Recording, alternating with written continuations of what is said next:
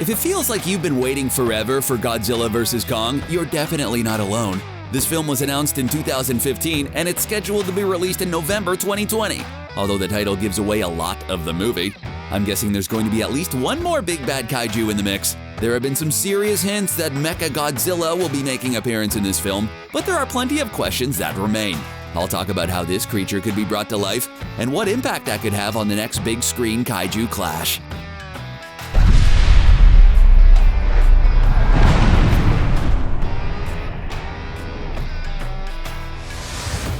The internet has made it easier than ever before for rumors and alleged leaks to be released about upcoming movies. But it still seems like the #1 source of spoilers is toys. Let's just say there's a reason why Jon Favreau wanted to hold off on making Mandalorian toys until the first episode aired. A Baby Yoda action figure would have really ruined one of the best pop culture surprises in recent history.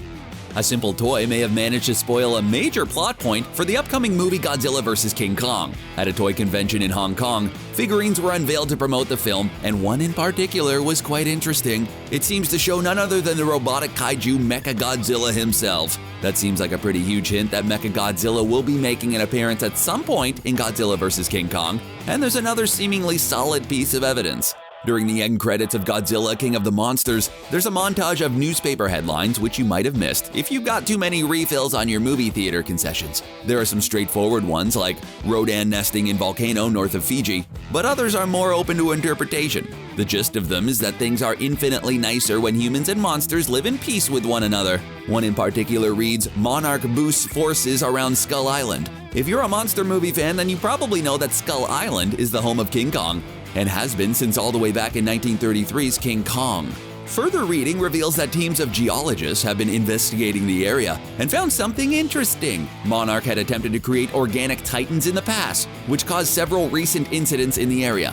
But since then, he's devoted himself to crafting a mechanized giant creature on Skull Island. The article also mentions he is a part of a group that believes the Muto attack was an inside job. The Muto attack is a reference to the 2014 movie simply titled Godzilla. These Mutos, or massive unidentified terrestrial organisms, gave the audience an opportunity to root for good old Godzilla. This Easter egg could help explain the King of the Monsters post-credit scene, in which Alan Jonah obtains the remains of Ghidorah. Clearly, that's not going to lead to anything good, but it could lead to the creation of Mecha Godzilla, who might be the mechanized giant the article mentions. We don't know that, Rick. Oh yeah? Just wait for it, Chad. The post-credits scene and the end credits together seem to be clearly pointing to the idea that a new mechanized monster will be rampaging on the big screen.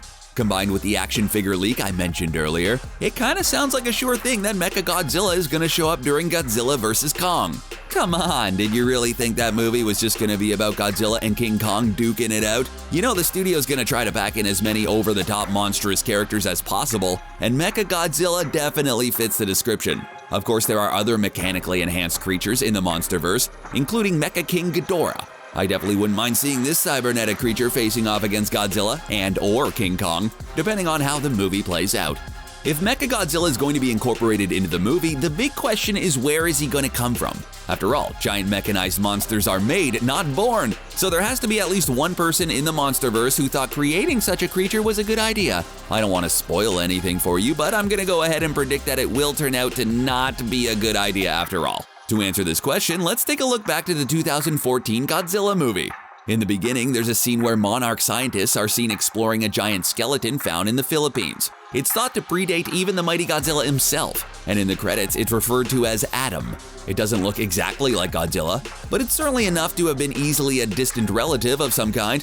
Could this ancient skeleton have something to do with the creation of Mecha Godzilla? In the 2001 movie Godzilla against Mecha Godzilla, the Japanese military experiments with the skeleton of a Godzilla defeated back in 1954. They decided the creature just wasn't dangerous enough, so they decided to make a giant mechanical replica. The cyborg monster was supposed to fight for humans, not against them, but even if you haven't seen the movie, you can probably guess how that worked out.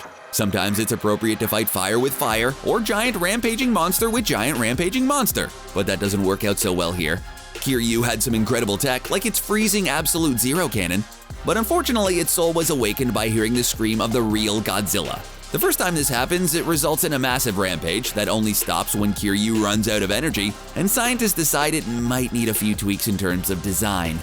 This seems like something that Monarch could be responsible for in Godzilla vs. Kong. After all, on paper, creating a giant powerful robot monster in order to defend humans from other giant powerful organic monsters. It's possible that the Atom skeleton from Godzilla or the remnants of Ghidorah from King of the Monsters could be used in the creation of a new mechanized menace.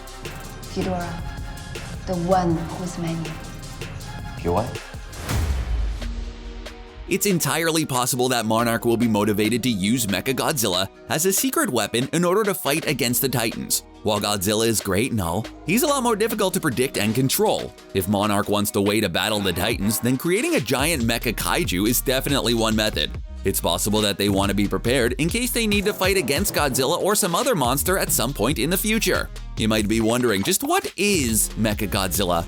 Well, beyond the fact that it's a giant, dangerous, mechanized version of Godzilla, I'll give you the benefit of the doubt and assume you figured that part out on your own. There have been a few different versions of this creature over the years. There's the Showa Mechagodzilla, who was a battle machine created by the Black Hole Planet 3 aliens, also known as the Simians. They might look like something straight out of Planet of the Apes, but dang, can they build a giant robot monster. They created Mechagodzilla in an attempt to conquer Earth since their own planet was being sucked into a black hole. Well, that didn't work out, and they made Mechagodzilla 2 the year later. Hey, if at first you don't succeed, keep cranking out those giant robot kaijus, you know? Then there's the Heisei Mechagodzilla, a weapon created by the G-Force. This is a very specialized military branch of the United Nations focused on anti-Godzilla weaponry. The first attempt at a weapon, Garuda, was too weak, so they picked through the remains of Mecha King Ghidorah, a futuristic cyborg. Using this advanced technology, they were able to create their version of Mecha Godzilla. I talked about the Mecha Godzilla known as Kiryu earlier, who was developed to protect Japan from monsters. It incorporated organic components of a late Godzilla, but this meant it was influenced by Godzilla's roar, and therefore ultimately unreliable. There are different versions of Mechagodzilla, and they tend to be incredibly dangerous and often unpredictable. Oh, and did I mention they're also awesome? Yeah. What's better than seeing Godzilla fight against an awesome robot Godzilla? Because one other thing that all of the Mechagodzillas have in common is that we miss seeing them on the big screen. The last genuine kaiju movie featuring Mechagodzilla was Godzilla Tokyo SOS, which came out all the way back in 2003. After that, there were the animes Godzilla, Planet of the Monsters, and Godzilla City on the Edge of Battle, as well as an appearance in the movie Ready Player One. I'm not saying Godzilla vs. Kong needs Mechagodzilla, just that it seems like this particular kaiju is long overdue. As for Monarch's reasoning behind building a giant mech monster, come on, do you really need to have a reason to do something so awesome? Okay, there's a perfectly reasonable explanation for why this particular creature could be created in the first place, other than the Mechagodzilla's designed to destroy Earth. For the most part, they're intended to fight against Godzilla. Sometimes Godzilla does the human race a solid and helps out by fighting other giant monsters, but for some reason, most people don't find that very comforting. In Godzilla King of Monsters, Dr. Stanton expresses relief that Godzilla is on their side, to which Dr. Chen replies, "For now." Come on, isn't this a face you can trust? Even though Godzilla ultimately ended up helping the human race, it's not surprising that Monarch doesn't have full faith in this giant kaiju. Instead, it makes more sense that they'd want to incorporate the benefits of Godzilla into their own, more easily controllable creature. Well, easily controllable in theory, anyway. Not only could Godzilla not show up in time to help protect humans, but there's also the possibility that humans may need to be protected by Godzilla.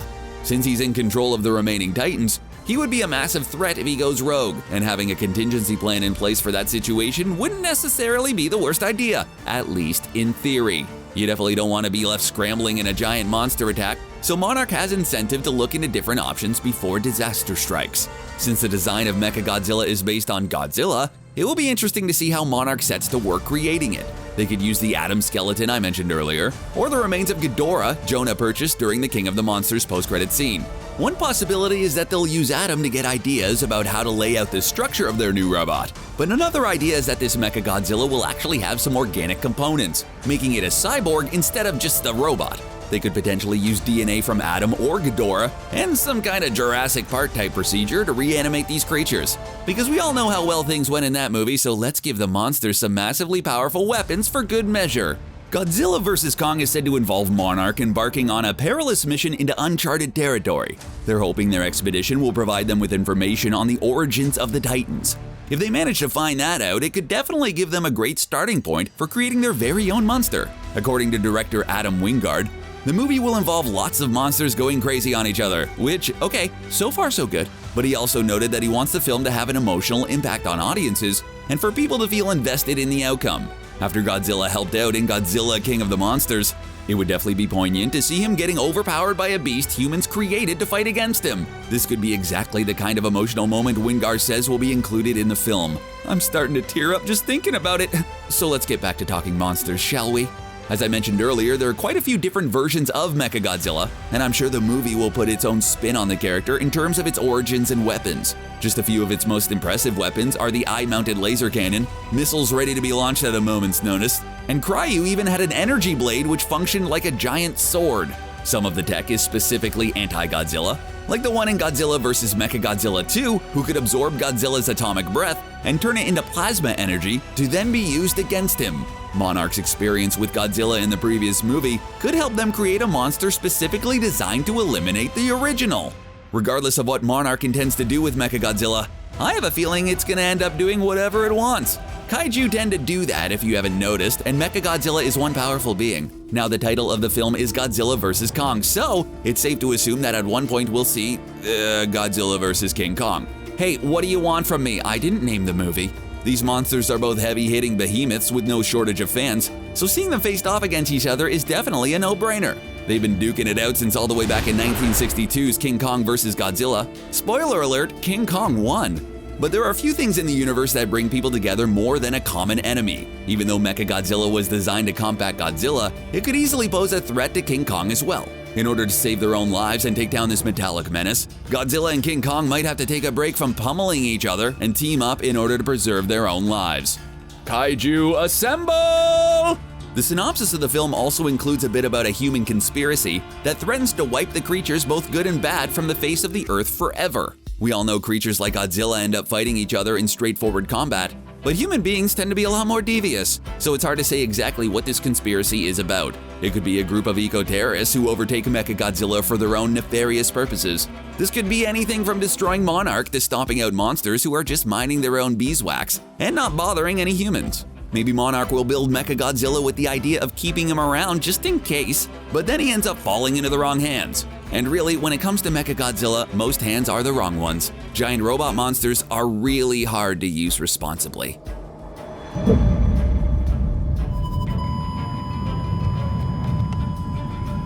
He's gone.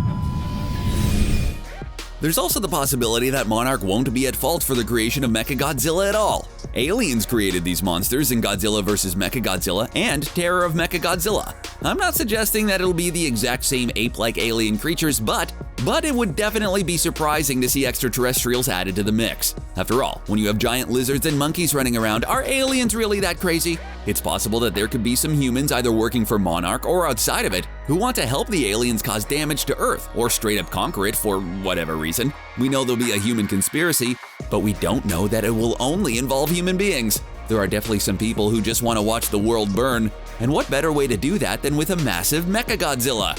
If there's anything that could break up a battle between Godzilla and King Kong, it would be Mechagodzilla. It was designed to be superior to Godzilla, so it's possible he'll need some serious backup if he wants to survive. And if Mechagodzilla could easily threaten King Kong as well, this could give him an incentive to help out. During Godzilla King of the Monsters, the ending was left a little bit ambiguous regarding the real winner, something that audience members weren't that happy about. According to director Adam Wingard, this time around there will be a definitive answer. We don't know who it'll be yet, but someone's gonna walk away the clear victor. Will it be Godzilla, King of the Monsters, or even Mechagodzilla? But just because I think Godzilla and King Kong are gonna team up in this film doesn't mean I think they're gonna be best friends forever.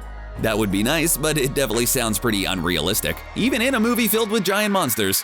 Defeating Mechagodzilla may be a huge accomplishment, but it's likely that the threat it presents will only cause a temporary truce between Godzilla and King Kong.